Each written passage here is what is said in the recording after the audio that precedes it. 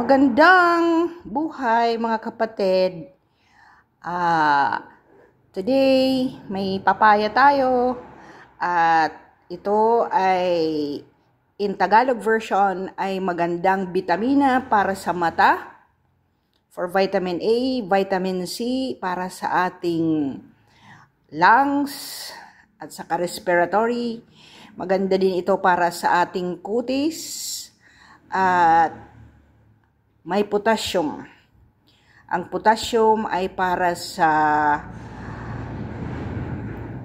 ating kalusugan ng ating puso. Sanayin po natin ang ating mga anak na imbes na kakain ng mga junk food or processed food, sila ay nag-i-snack.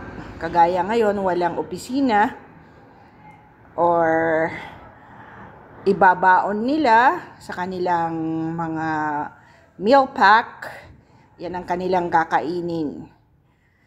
Instead na mga processed na food or mga pika-pika.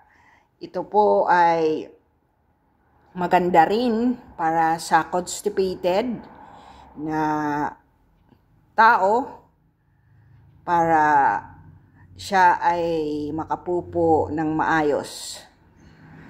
Kagaya po ng ibang potassium, dapat po ay ibabalance mo siya ng magnesium ang katawan.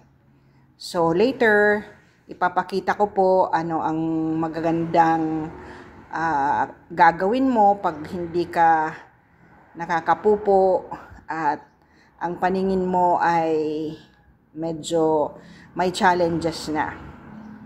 So, papaya. Kainin mo po ang prutas an hour before or an hour after you take your big meal. Salamat sa pagsuporta ng Health, Wealth, and Life Basics na channel.